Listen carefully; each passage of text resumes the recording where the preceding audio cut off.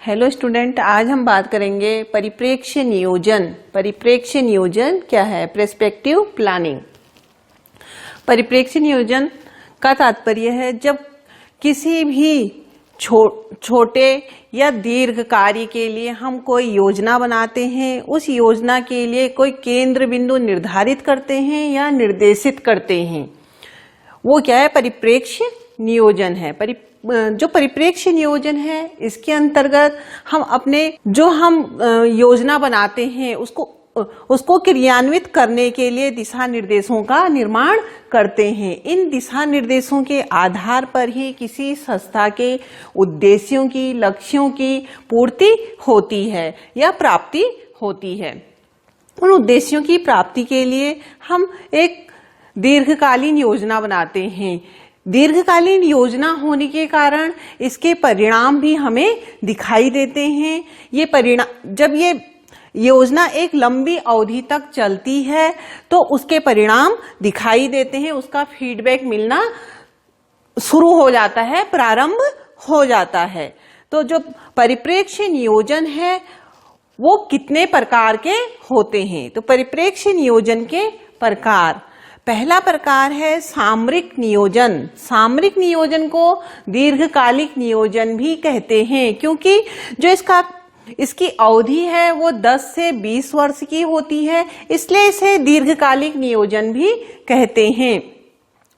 इस नियोजन के अंतर्गत जो संस्था है उसमें जो योजनाओं का निर्माण किया जाता है उद्देश्यों की प्राप्ति के लिए, वो दीर्घकालिक किया जाता है। एक लंबे समय के लिए उसका निर्माण किया जाता है और उसी के आधार पर उन कार्यों को क्रियान्वित किया जाता है।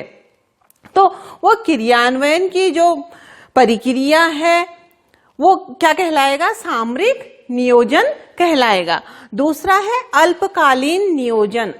अल्प नाम से ही समझ में आ रहा है, लघु मतलब छोटी सी नियोजन प्रक्रिया जिसकी अवधि होती है 3 से 5 वर्ष। तो अल्पकालीन नियोजन उन स्थितियों में किया जाता है जैसे जो तात्कालिक परिस्थितियां हैं, उन लक्ष्यों को प्राप्त करने के लिए, उन उद्देश्यों को प्राप्त करने के लिए हम जब कोई योजना का निर्माण करते हैं और उसे क्रियान्वित करते हैं, दिशा निर्देशित करते हैं, जिसके आधार पर हमें उसके परिणाम मिलते हैं, तो वो है अल्पकालीन नियोजन। तीसरा है प्रबंध नियोजन। प्रबंध नियोजन मतलब मैनेजमेंट प्लानिंग। कहने का तात्पर्य है प्रबंध, जिसके शब्द से ही समझ में आ रहा है किसी कार्य को योजनाबद्ध तरीके से क्रियान्वित करना, अपने उद्देश्यों की पूर्ति के लिए प्री प्लानिंग करना, पूर्व योजना बनाना, जिसका प्रयोग हम अधिकतर करते हैं शैक्षिक संस्थाओं में। जो शैक्षिक संस्थाएं हैं वहां पर हम किसी भी कार्य को पूरा करने के लिए पहले से एक योजना तैयार करते हैं, जिससे कि हम सीमित संसाधनों में या उपलब्ध संसाधनों में भी किसी कार्य को बेहतर तरीके से संपन्न कर पाएं या संपादित कर पाएं, जिससे उसके परिणाम हमें क्या मिलेंगे? बेहतर मिलेंगे। तो ये है प्रबंध नियोजन।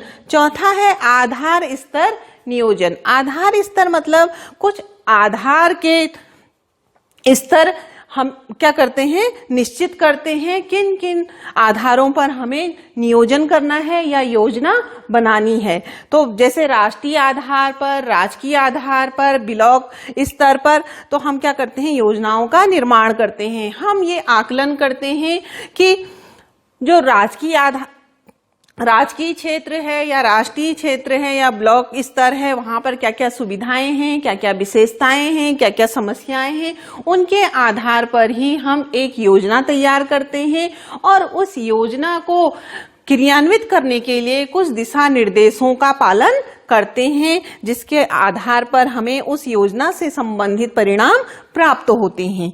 और पांचवा है क्षेत्र नियोजन। जो क्षेत्र नियोजन है वो भी आधार स्तर का ही एक प्रकार है, लेकिन जो क्षेत्र नियोजन है उसमें किसी विशिष्ट क्षेत्र को हम लेते हैं, कोई विशेष क्षेत्र, वहां की विशेषताएं, वहां की परिस्थितियां, वहां की समस्याएं, उन सबसे संबंधित हम एक योजना तैयार करते हैं तो वो कहलाएगा क्षेत्र नियोजन। अगला है हमारा संस्थागत नियोजन। संस्थागत मतलब जैसे हम किसी भी संस्था का, किसी शैक्षिक संस्था का हम नियोजन करते हैं, योजना बनाते हैं, तो कहने का तात्पर्य है जो संस्थागत नियोजन होता है, हम उसकी समस्याओं से पहले से ही अवगत होते हैं कि हमारी जो संस्था है उसमें क्या क्या समस्याएं हैं। तो जब हमें समस्याओं का पहले से ही ज्ञान होता है तो उन समस्याओं का समाधान करने के लिए हम प्रयत्न करते हैं कि उनका समाधान हो पाए। तो हम बेहतर तरीके से उस कार्य को करने के लिए योजना बनाते हैं, पहले से ही हमारे कुछ लक्ष्यों को निर्धारित करते हैं, कुछ उद्देश्यों को निर्धारित करते हैं और उस नियोजन को संपादित करने के लिए, कार्य करने के लिए दिशा निर्देशों का भी निर्माण करते हैं, जिससे हमें बेहतर परिणाम प्राप्त होते हैं, जिससे कि हम सीमित संसाधनों में या जो हमारी संस्था में जो भी संसाधन उपलब्ध हैं उससे हम बेहतर उपलब्धि प्राप्त कर सके, अपने लक्ष्यों को प्राप्त कर सके। संस्थागत नियोजन को परिभाषित करते हुए 1968 में M.B. बुच ने कहा, कोई भी जो शैक्षिक संस्थान है वो अपनी समस्याओं के बारे में, अपनी विशेषताओं के बारे में जानने के पश्चात ही किसी योजना का निर्माण करता है और उसी के आधार पर संस्थागत नियोजन होता है। तो ये थी हमारी परिप्रेक्ष्य के प्रकार, 6 प्रकार: सामरिक नियोजन, अल्पकालीन नियोजन, प्रबंध नियोजन, आधार नियोजन, क्षेत्र नियोजन और संस्थागत नियोजन।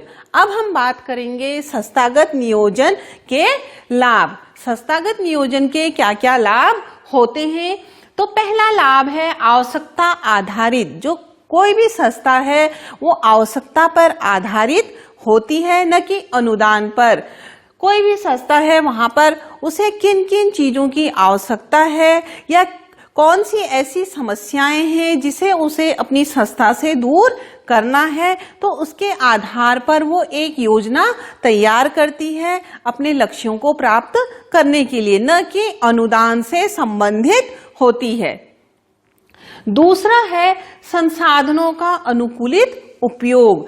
जो कोई भी संस्था है उस संस्था के अंतर्गत उसके पास जो भी संसाधन होते हैं उसी के अनुसार वो कितना बेहतर कर सकती है, किस प्रकार उस कार्य को नियोजित कर सकती है, ये आता है। और अपने संसाधनों को कि बेहतर तरीके से कैसे वो प्रयोग में ला सकती है, सीमित संसाधनों में अपने कार्य को सही तरीके से या प्रभावपूर्ण तरीके से प्रस्तुत कर सकती है। तो वो है संस्थागत संसाधनों का अनुकूलित उपयोग करना। तीसरा है लक्ष्यप्रद। कोई भी संस्थान है उसके एक जो लक्ष्य हैं वो निर्धारित होते हैं। उन निर्धारित लक्ष्यों के लिए ही एक केंद्र बिंदु तय करते हैं कि इसके अंतर्गत हमें क्या क्या कार्य करने हैं और किस प्रकार करने हैं, जिससे कि हमें अधिक से अधिक लाभ प्राप्त हो सके। तो पूर्व से ही लक्ष्यों का क्या हो जाता है, निर्धारण हो जाता है, जिससे कार्य विभाजन आसान हो जाता है, सरल हो जाता है और प्रभावपूर्ण हो जाता है। अगला है भावी एवं विशिष्ट चेतना। भावी मतलब भविष्य में हमें इन जो हमारे योजना है इसके आधार पर हमें क्या क्या लाभ मिल सकते हैं। अगर हम इस कार्य को करते हैं तो जो आने वाला समय है उस समय हमें क्या बेहतर परिणाम मिल सकते हैं, उसके लिए भी हम क्या करते हैं, कार्य करते हैं, जिससे कि हमारी जो संस्था है वो सतत विकास करे, उसका उत्थान हो। अगला है सुधारात्मक प्रेरणा। सुधारात्मक प्रेरणा मतलब जब भी हम किसी कार्य को करने के लिए कोई योजना बनाते हैं, कई बार उस योजना को बनाने के बाद हमें कई समस्याएं उत्पन्न होती हैं। उन समस्याओं के आधार पर ही हमें अनुभव प्राप्त होते हैं, जिन अनुभवों के आधार पर हम अपने कार्य में क्या करते हैं, सुधार करते हैं और अगली बार जब भी हम योजना बनाते हैं तो उन सब बातों को ध्यान में रखते हुए उस कार्य से बचने की कोशिश करते हैं। कहने का तात्पर्य है कि जो आने वाले समय में जो समस्याएं हैं या कमियां हैं उनको दूर करने की हम क्या करते हैं, कोशिश करते हैं, प्रयास करते हैं। अगला है सतत विकास। कोई भी संस्था नियोजन